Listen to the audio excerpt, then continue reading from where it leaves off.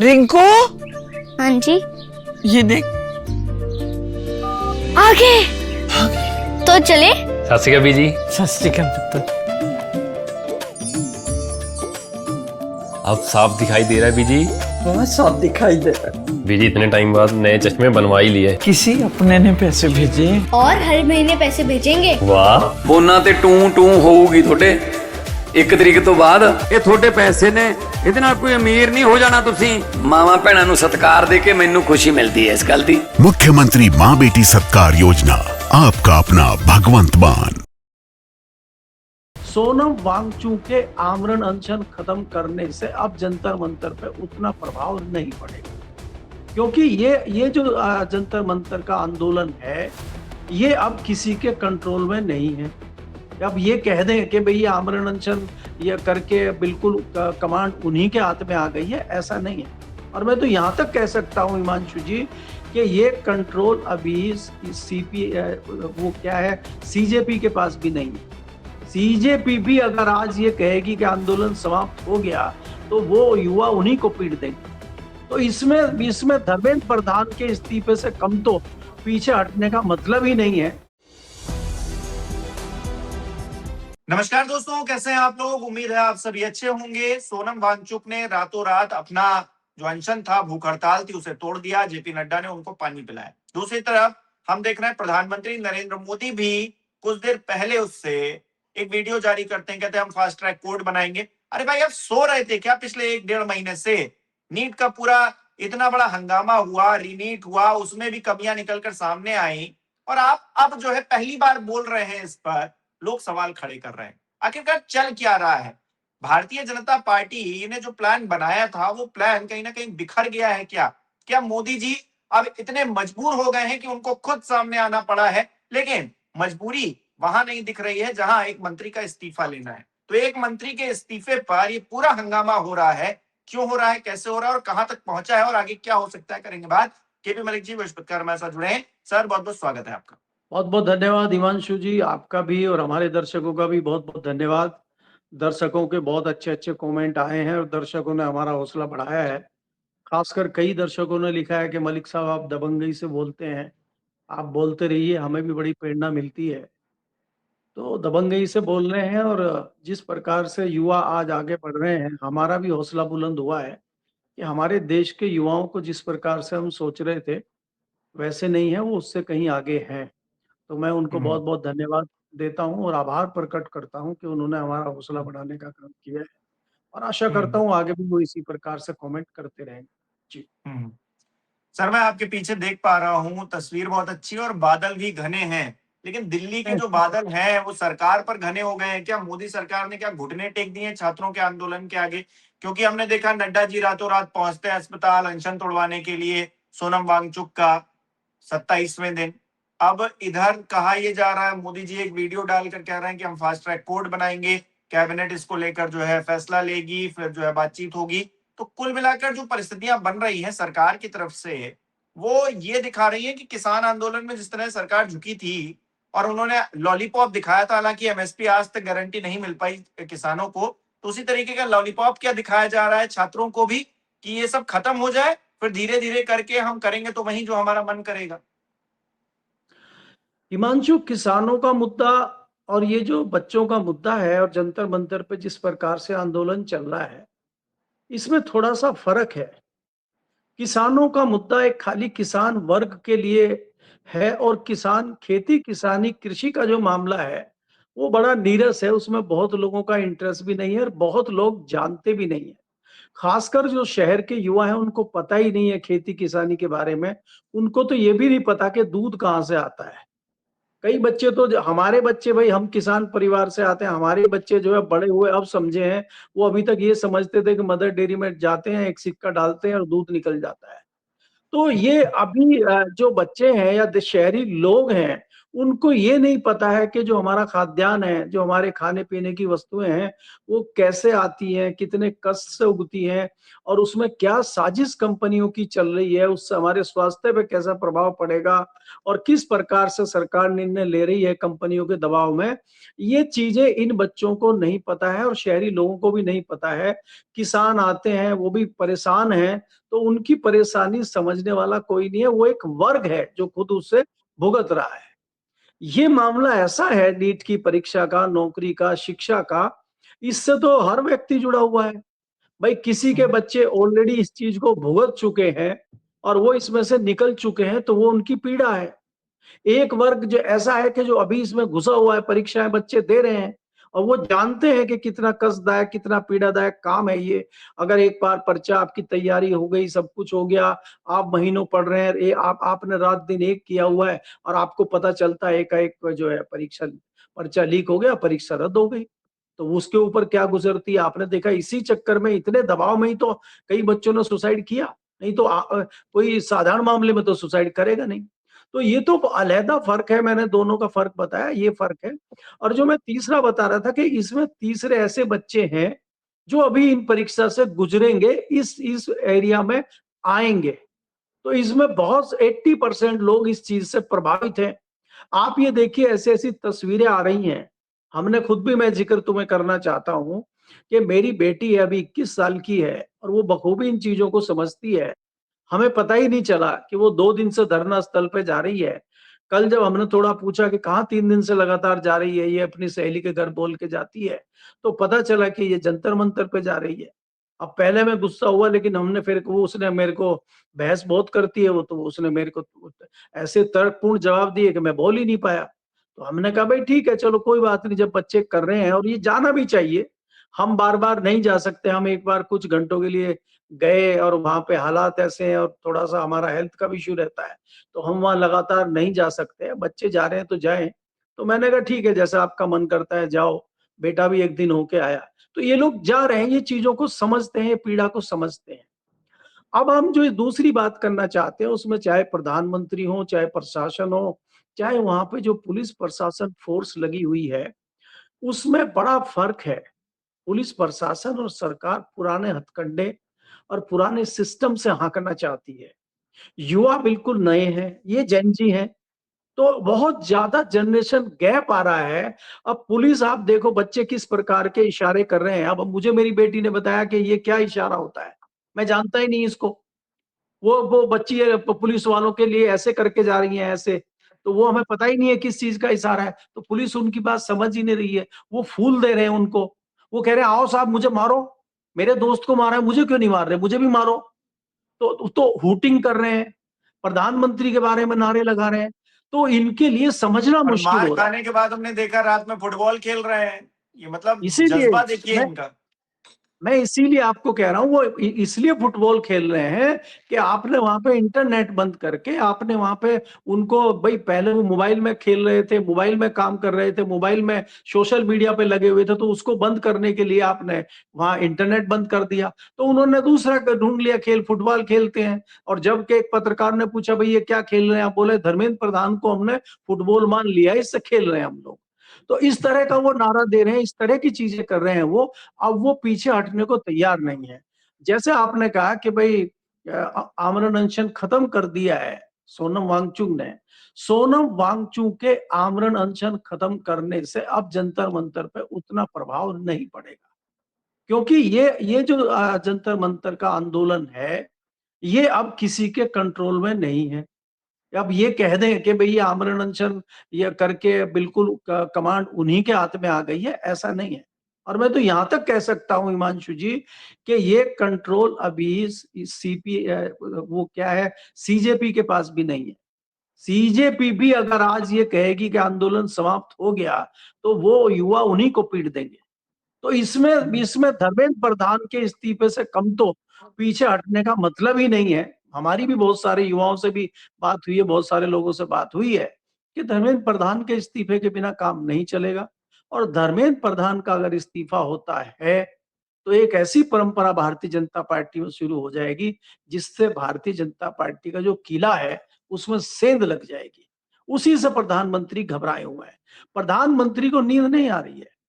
देखिए आप, वो 20 दिन, देखिए वो तो आप तो पंडित आदमी है, जानते होंगे, मुझे तो चौपाई तो याद नहीं है कि जब वो भगवान राम वहां पहुंचे थे समुद्र के किनारे और समुद्र ने 3 दिन तक रास्ता नहीं दिया था, तो 3 दिन तक तो उन्होंने इंतजार किया था। तो फिर उन्होंने चौपाई कोई बोली थी कि भय बिना ना हो, कुछ वो उस तरह का, बिना भय भय के बिन होए कोई ना करता प्रीत। नहीं। हाँ, तो भय भी होए ना प्रीत, फिर उन्होंने भय दिखाया और फिर जो है रास्ता दे दिया। तो अब जब भय, और यहाँ तो 20 दिन गुजर गए भाई आमरण अनशन के, इनको याद नहीं आई 20 दिन में। अब जो इनको 20 दिन में याद नहीं आई, अब वो इनको 20 घंटे में याद आ रही है। ये शायद वही प्रधानमंत्री हैं जो बोलने को राजी नहीं थे राम मंदिर पे, इस मामले पे, और अब ये शाम को कमेटी बना देते हैं, ट्वीट करके बताते हैं धीरे से। और फिर प्रधानमंत्री जी क्या करते हैं, दूरदर्शन की टीम को भी नहीं बुला पाते कि भाई मेरा वीडियो बनाओ, अपने मोबाइल से ही वीडियो बनाने लगते हैं। ये भी जैन जी से सीख गए हैं कि भैया सब खुद ही अपना मैसेज बना के और डाल दो मोबाइल पे। फिर अब वहां उनका अब आप लहजा भी जैन जी, देखिए, शुरुआत कर रहे हैं हेलो फ्रेंड्स, हेलो फ्रेंड्स बोल के शुरुआत कर रहे हैं। मोदी जी नमस्कार, जय श्री राम करना सब भूल गए हैं। हेलो हाँ, फ्रेंड्स, वो जेनजी खुद को मान रहे हैं, 75 साल का जेनजी।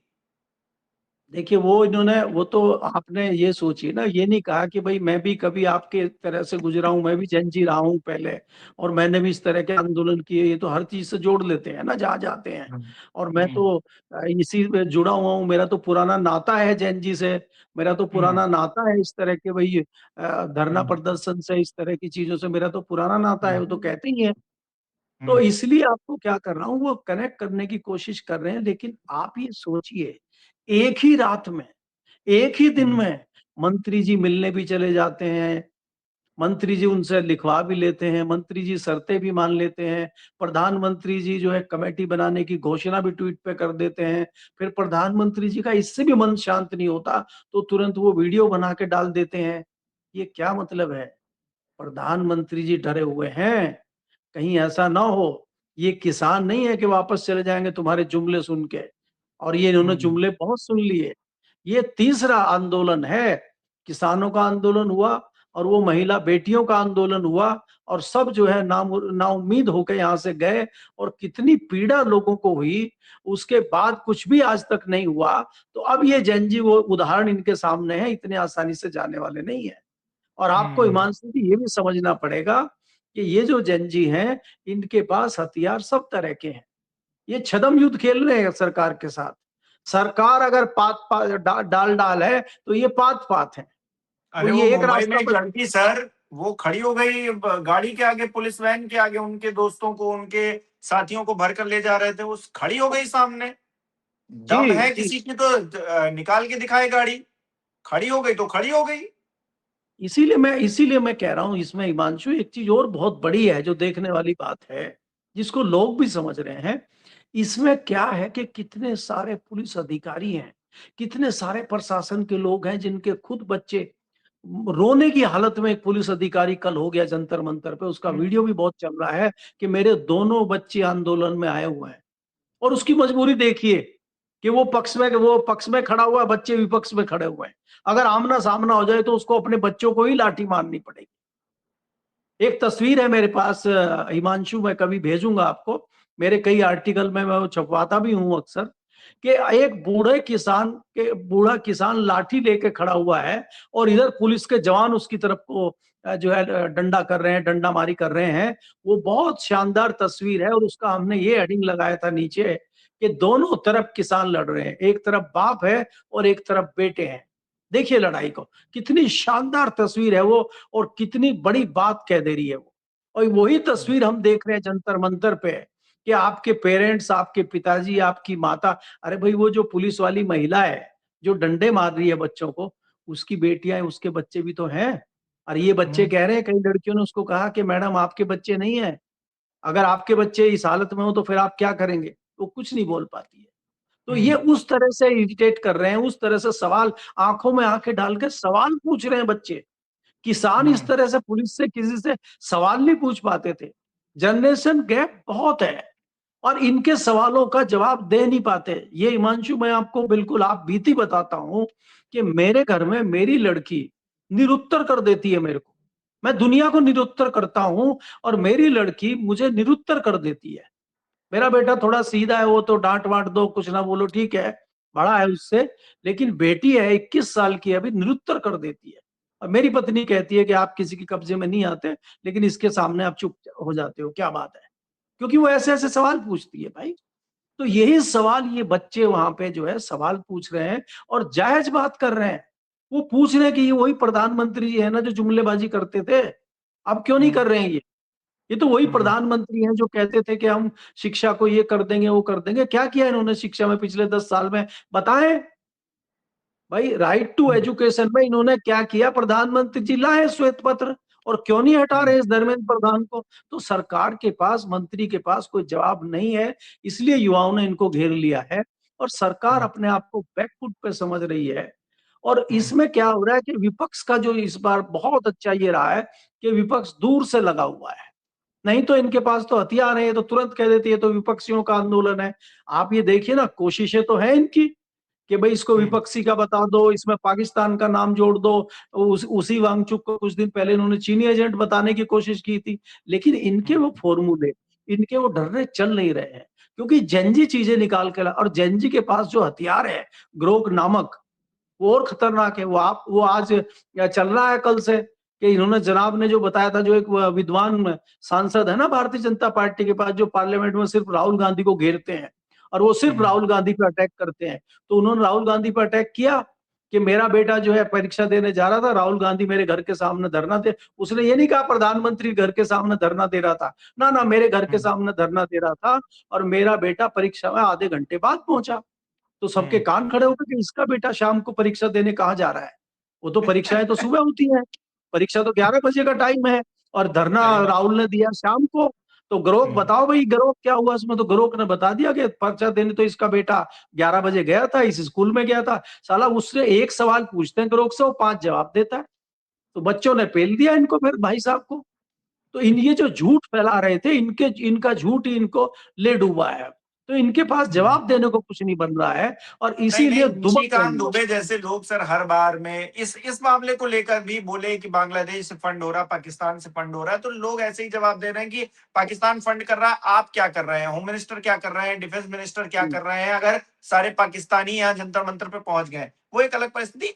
एक मैंने ग्राफिक्स देखा, मतलब अब क्योंकि जमाना है एआई का, तो बड़ी जल्दी चीजें लोग बना लेते हैं, और कह रहे हैं कि सिर्फ धर्मेंद्र प्रधान इस्तीफा क्यों दें? इस्तीफा तो मणिपुर में जिस तरह के हालात है, होम मिनिस्टर को भी देना चाहिए। पहलगाम में जिस तरह की घटना हुई, डिफेंस मिनिस्टर को भी देना चाहिए। जिस तरह से इन्फ्लेशन है, रुपीस डाउन है, वित्त मंत्री को भी देना चाहिए, फाइनेंस मिनिस्टर को भी देना चाहिए, फॉरेन मिनिस्टर को भी देना चाहिए। हमारे देश की क्या नीति है, ट्रम्प हमको आए दिन सुनाते रहते हैं।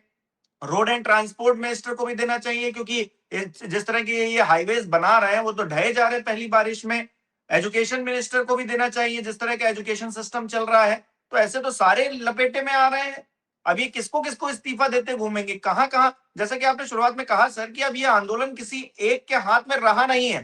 सोनम वांगचुक अपना अनशन तोड़ दे भले ही, अगर वो इस आंदोलन से हटते हैं तो फिर कहीं ना कहीं उनके लिए लोगों के मैसेज गलत जाएगा।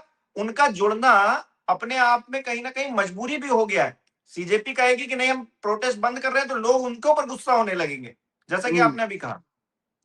देखिए, इसमें हिमांशु 2-3 चीजें हैं, जैसे कि मैं बताऊं, सरकार की कोशिश रहती है, प्रशासन की कोशिश रहती है कि शाम दाम दंड भेद करके इस तरह के आंदोलनों को कुचला जाए और समाप्त किया जाए। ये कोशिश किसानों के मामले में भी डिफरेंट तरीके से हुई थी, और बाद में कई जो किसान नेता थे, कई किसान यूनियन थी, उनको सरकार ने कंट्रोल कर लिया था। लेकिन उसमें कई सारे लोग थे, कई सारी यूनियंस थी, कई लोग नहीं माने, तो इसलिए लंबा खींचा और अल्टीमेटली सरकार को हार माननी पड़ी। तो इस आंदोलन में भी आप क्या सोचते हैं कि सरकार अभी फ्रंट फुट पे आई है? इससे पहले नहीं थी। सरकार तो डे 1 से लगी हुई कि इसको कैसे खत्म किया जाए। शाम दाम दंड भेद कर रही हो, शुरू में तो हल्के में लिया उन्होंने, और उन्होंने कहा कि नहीं हो जाएगा। जब उनको थोड़ा मुश्किल लगा, तुरंत उन्होंने दिल्ली कमिश्नर को हटाया। कमिश्नर को हटाने के बाद दूसरे कमिश्नर को लाए, रात को कमिश्नर साहब आए और सुबह एक्शन हो गया, देखिए कितना बड़ा। तो उन्होंने क्या किया, जो पुराने वाले किसी तरह कंट्रोल किए हुए थे, इन्होंने तो उसको और छेड़ दिया। तो छेड़ दिया तो वो और घातक हो गया, और उसका नतीजा आपने देखा कि पार्लियामेंट पे जिस तरह से मूव हुआ। नहीं तो हम जैसे लोगों को भी ये उम्मीद नहीं थी कि ये कुछ चंद युवा और पार्लियामेंट की बात कर रहे हैं, हम पार्लियामेंट संसद चलो, संसद घेराव, संसद मार्च की बात करते हैं। ऐसे बहुत सारे हमने सुने हैं कि संसद मार्च करेंगे, कोई मार्च वार्च नहीं होता। धारा 144 लगी रहती है, मैंने आपको पहले बताया था। तो उसके तहत ये गिरफ्तार करके भेज देते हैं। और पुलिस ने इस बार भी इंतजाम किया था, पुलिस मोर्चा लगा के खड़ी हुई थी प्रेस क्लब के सामने रायसीना रोड पे, और ये लोग पहुंच गए संसद मार्ग से। जब संसद मार्ग को बंद किया, ये पहुंच गए रफी मार्ग से। तो इसीलिए मैंने कहा ना कि प्रशासन, पुलिस, सरकार जो है वो डाल है और ये पात है। इनके पास सब हथियार है, कहाँ कहाँ आप इनको घेरोगे? आप इनको नहीं घेर सकते। तो सरकार जो है, जिस प्रकार से हड़बड़ाहट में सरकार है, उससे बड़ा नुकसान हो सकता है। और सरकार अभी शांत नहीं बैठी है। जिस तरह से वो फोर्स को बुला रही है, अर्धसैनिक बलों को दिल्ली बुलाया जा रहा है। इन छात्रों के लिए आप कश्मीर से, वेस्ट बंगाल से अगर फोर्स को बुला रहे हैं, तो सरकार की क्या मंशा है? और आप इमेजिन करिए, अगर 2-4 बच्चों को जिस प्रकार से आप कर रहे हैं और हो हंगामा होता है और किसी को कुछ मामला बिगड़ गया, हिंसा हो गई, तो फिर क्या इनके कंट्रोल में रह जाएगा? जिस प्रकार से देख रहे हैं अभी आप, चाहे मुंबई हो, चाहे पटना का आंदोलन आपने देखा होगा, वहां कैसा मजेदार हुआ है। भाई ये तो पढ़े लिखे घरों के बच्चे हैं, थोड़े शालीन बच्चे हैं। वहां बिहार के बच्चों का देखा अपना आंदोलन कितना शानदार है। पुलिस वालों को पूछ ले, क्या जी, क्या इंतजाम किए हैं ये? साला कुछ पानी वानी का इंतजाम भी नहीं किए, बैरियर भी ढंग से नहीं लगाए हैं, वो पुलिस वाले ही भाग रहे हैं छोड़ के। क्या करोगे आप इनके साथ? तो इसलिए मैं कह रहा हूं कि इन युवाओं से निपटना पुराने तरीकों से, पुरानी पद्धति से इस सरकार के बस का नहीं है। वो नई टेक्नोलॉजी उनके पास है। जी। सर, आपने दशकों से राजनीति को बड़े करीब से देखा है। मुझे तो याद नहीं आ रहा है कि प्रधानमंत्री वीडियो डालकर कोई बात कह रहे हैं, संसद का सत्र चल रहा है, इस बीच संसद का सत्र चल रहा है, आप संसद में आके कहिए, संसद में दिया हुआ बयान सबसे बड़ा बयान है, आप वीडियो बनाकर रात के 11 बजे कौन सा वो कर रहे हैं? मतलब हमने तो देखा है, मामले तमाम हुए तो विशेष संसद का सत्र बुलाया गया, चर्चा की गई, उस पर एक सार्थक चर्चा हो, कोई निर्णय निकले। यहाँ संसद अलग चल रही है, संसद में मोदी जी आ नहीं रहे, क्योंकि संसद में पिछली बार तो डर लगने लगा था उनको, क्योंकि सांसदों ने घेर लिया था, महिला सांसदों ने उनको काट लेती और पता नहीं क्या कर लेती, ये तो बता ही रहे थे ओम बिरला साहब। लेकिन इस बार क्या वीडियो बनाकर बता रहे हैं? मतलब वीडियो क्यों बना रहे? खड़गे जी तो कह रहे हैं कि रात के 12 बजे ज्ञान मत दे, संसद में आके बोले, हिम्मत है तो। क्यों नहीं बोल रहे हैं? जवाब दें आकर। हिमांशु जी, ये बेशर्मी की पराकाष्ठा है। वो चाहे प्रधानमंत्री हो और चाहे दूसरे लोग हो, चाहे देश के चीफ जस्टिस हो। चीफ जस्टिस का आपने देखा कि ये तो सारा किया धरा तो चीफ जस्टिस का है। जिस प्रकार से इनको उन्होंने कॉकरोच बताया और जिस प्रकार की टिप्पणी इनके ऊपर करी, इतनी बेइज्जती वाली बात आप इन युवाओं के लिए कर रहे हैं, तो इन्होंने उसी को अपनी ताकत बना लिया। और आप ये देखिए कि एक वकील साहब जाते हैं कि साहब वीडियो देखिए आप। क्या दुनिया ने वो वीडियो देखी है कि जिस प्रकार से पुलिस लाठीचार्ज कर रही है, बच्चों को मार रही है? तो जब दुनिया ने देखा है तो कोर्ट ने नहीं देखा। वो दिल्ली का मामला है तो 100 मोटो नहीं लेना चाहिए कोर्ट को। और जब वकील जाके कहता है कि साहब ये वीडियो देख लीजिए, तो उनकी बेशर्मी देखिए, वो कह रहे हमारे पास टाइम नहीं है देखने का, क्योंकि उनको पता है कि इतने गंभीर वीडियो हैं, जब आप देखेंगे तो आपको कुछ फैसला लेना पड़ेगा।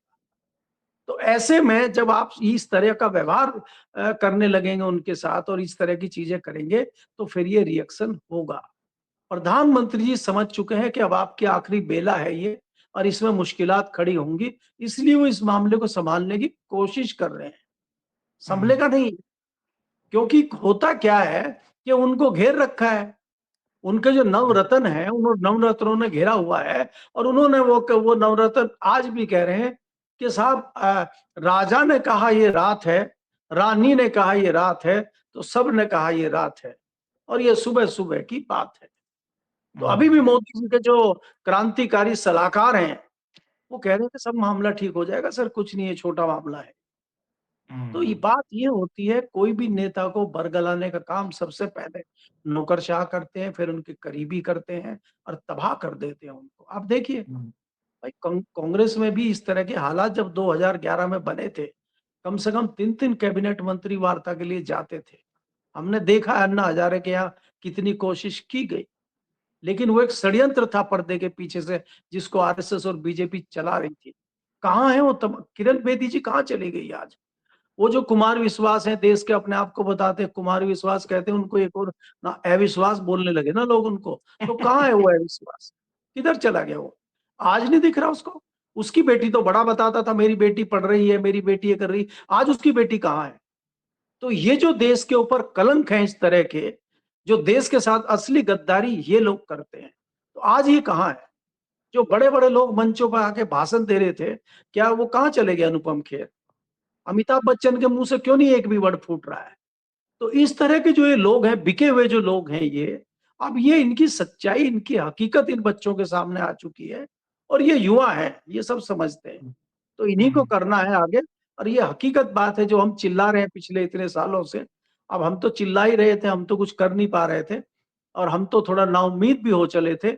लेकिन इन युवाओं के आने से एक उम्मीद जगी है कि देश का भविष्य उज्जवल है और देश सुरक्षित हाथों में आ जाएगा, हमें ऐसी उम्मीद है और ये बच्चे सब संभाल लेंगे।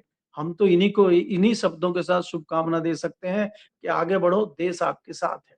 और ये चीजें इस तरह की चलती रहती है। हमने बहुत सारे जमाने देखे हैं और मैं अंत में ये कहना चाहता हूँ हिमांशु कि ये दूसरा छात्रों का मैं बड़ा आंदोलन देख रहा हूँ। हमने खुद तो आंदोलन वो नहीं देखा, लेकिन अपने सीनियरों से सुना है।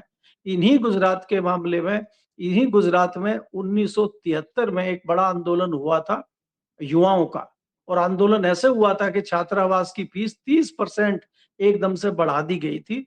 तो युवाओं ने आंदोलन कर दिया था और वो पूरे देश में जिसको भले हल्के में पहले गुजरात गवर्नमेंट ने लिया, शायद चिमन भाई पटेल उस टाइम जो है मुख्यमंत्री होते थे कांग्रेस के, इंदिरा गांधी के जमाने में, तो उन्होंने अपनी सीट तो खोई, वो तो जाते रहे। गुजरात में सरकार चली गई, गिर गई उस आंदोलन से, लेकिन उन्होंने निपटा इंदिरा गांधी को भी दिया। और बाद में 73 का ये मामला है, आंदोलन इतना लंबा चला कि 75 में इमरजेंसी लगानी पड़ी। हालांकि उसमें और भी कई कारण हैं, लेकिन वो युवाओं का भी एक बहुत बड़ा कारण था। शुरुआत वहां तो से हुई। छात्र अगर सड़कों पे उतर जाता है तो फिर वो पीछे नहीं हटता, क्योंकि ये किसी सियासी दल के लोग नहीं है। आप ये आरोप नहीं लगा सकते कि ये फलाने सियासी दल के, या इनको सियासत करनी है। युवा कह रहा है कि हमें शिक्षा चाहिए, रोजगार चाहिए। रोजगार भी सेकेंडरी है। अरे शिक्षा तो दीजिए आप। आप तो स्कूल भेजने का काम कर रहे हैं। अच्छा ये बताइए, वो सवाल पूछ रहे हैं युवा कि गोली मारी आप राहुल गांधी को, तो कांग्रेस को, समाजवादी पार्टी को, फलाने को छोड़ दीजिए आप ये स्कूल क्यों बंद कर रहे हैं? ये जो 94,000, 95,000, 84,000 स्कूल आपने बंद किए हैं, इसका कारण क्या है? शिक्षा कहाँ है? कहाँ पढ़ाई हो रही है? आपने कौन से नए इंस्टीट्यूट बनाए? आपने कौन सी यूनिवर्सिटी बनाई है? कौन सी आईआईटी बनाई है पिछले 12 साल में? बताइए आप। तो इनके पास जवाब नहीं है। जब इनके पास जवाब नहीं है, तो फिर तो शिक्षा मंत्री भी जाएंगे और शिक्षा मंत्री के जो शेल्टर है वो भी जाएंगे। तो ये चिंता मोदी जी की है। इसी से घबरा के आज की डेट में पहला उनका हमें वीडियो देखने का सौभाग्य उनका मिला कि रात को उनको नींद नहीं आई, तो नींद में उठ के उन्होंने वीडियो बनाया। लेकिन जब उसको करीब से देखते, कई लोगों ने उससे ग्रोक से पूछा कि टेलीप्रॉम्प्टर लगा है क्या? तो क्रोम ने कहा कि आंख का अगर आप क्लोजअप लेंगे तो आपको टेलीप्रॉम्प्टर दिख जाएगा। नहीं, वो तो बिना टेलीप्रॉम्प्टर के तो मोदी जी खैर कांग्रेस पर उनको पीएचडी महारत हासिल है कि वो कांग्रेस के खिलाफ बोल सकते हैं, उसका इतिहास खंगाल सकते हैं। बाकी उनसे कुछ बोला नहीं जाता है किसी सीरियस इशू पर। वो अपने आप में कहीं ना कहीं एक दुर्भाग्यपूर्ण परिस्थिति, और बुरा कहीं ना कहीं इस बात का भी लगता है सर कि इस देश में जहां गांधी की विचारधारा को ज्यादा लोग फॉलो करते हैं, गोडसे इतना प्रभावित है कि लोगों की बातें सुनी नहीं जा रही, और बच्चे जब इतना हंगामा कर रहे हैं, अगर तब ये नहीं सुन पा रहे हैं, तो कोई आम आदमी अपनी छोटी सी या फिर बड़ी सी समस्या लेकर अगर अकेला खड़ा होगा तो ये कितना ही सुनेंगे। क्योंकि जब छात्र एकजुट हैं, सब मिलकर कह रहे हैं, तब तो ये इस तरह का व्यवहार कर रहे हैं। बहुत बहुत शुक्रिया सर हमारे साथ जुड़ने के लिए, तमाम बातचीत के लिए। हमारे दर्शक किस तरह से देख रहे हैं कमेंट करके जरूर बताएं। चर्चा लंबी हो गई है, लेकिन कहीं ना कहीं ये युवाओं के लिए जरूरी है, युवाओं के भविष्य के लिए जरूरी, इस देश के भविष्य के लिए है। इसलिए लगातार हम अपनी आवाज बुलंद कर रहे हैं 4 PM के इस मंच से। आप भी हमारी इस आवाज को और बुलंदी तक पहुंचाएं। वीडियो को लाइक करना, शेयर करना मत भूलिएगा। हमारे चैनल को सब्सक्राइब नहीं किया तो वो भी जरूर कीजिएगा। आप हमें सहयोग कर सकते हैं ज्वाइन बटन पर क्लिक करके। बहुत बहुत धन्यवाद आप सभी लोगों का।